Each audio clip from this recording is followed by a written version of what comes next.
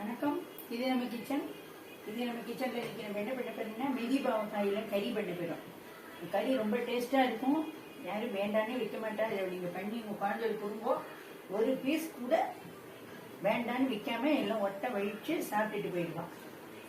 இப்போ நம்ம என்ன பண்ணுறோம்னா தேவையான எண்ணெய் விட்டுக்கிறோம். மிதி பாவக்காயை நல்லா அலம்பிட்டு உப்பு மஞ்சள் போட்டு 20 நிமிஷம் ஊற வச்சு நல்லா அலம்பி அதுக்கப்புறமா நல்லா ரவுண்ட் ரவுண்டாகவும் உங்களுக்கு என்ன ஷேப்பில் வேணுமோ அந்த ஷேப்பில் நறுக்கி அதில் உப்பு மஞ்சள் பிடிக்க போட்டு நல்லா ஒரே ஒரு விசில் வேக விட்டு நல்லா வடிகட்டி வச்சுக்கோங்க.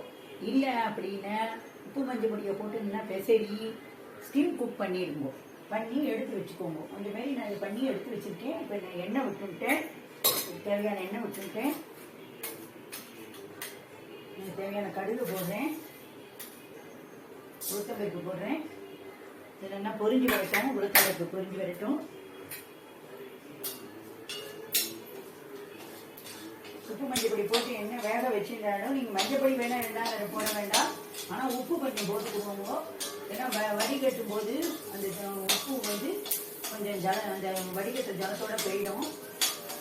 இல்லை ஸ்டீம் குக் பண்ணி வச்சுக்கோங்க. எப்படி உங்களுக்கு சௌரியமோ அந்த எதையுமே வேண்டாம் அப்படியே பச்சையாக போட்டு வதக்கிறேனாலும் வதக்கலாம். அதுவும் ஒரு மெத்தட் இருக்குது. நீங்கள் அந்த மாரியும் பண்ணலாம். வேக வச்சாமோ ஸ்டீம் குக் பண்ணாமையும் அந்த மாரியும் பண்ணலாம். இப்போ வந்து உளுத்தம்பருப்பு நல்லா வறுபட்டு விட்டு நான் வந்து ஸ்டீம் குக்கு தான் பண்ணி வச்சுருக்கேன். இந்த பாவக்காயை நான் இதில் போடுறேன். பெருங்காய இதெல்லாம் கொஞ்சம் விடுறேன்.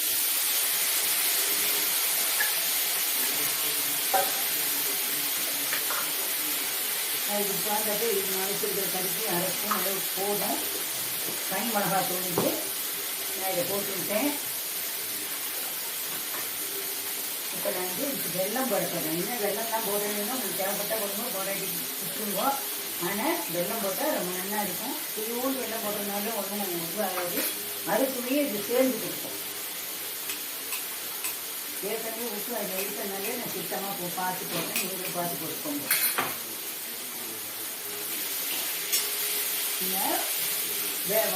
உப்பு மஞ்சள் பொடியை போட்டு வெட்டியாக புளியை கரைச்சி அதில் விட்டு நல்லா வேக வச்சு வடித்து வச்சுக்கோங்க. இல்லை அப்படின்னா இந்தமாரி வதக்கும் போது பச்சை காய்கறி அப்படியே போட்டு ஸ்டீம் குக் பண்ணலை அப்படின்னாக்க பாவக்காயை போட்டு உப்பு மஞ்சள் பொடி வச்சு போட்டு வெட்டியான புளிக்கரிசியில் விட்டு நல்லா வதக்கி வச்சுருவோம். இப்போ வந்து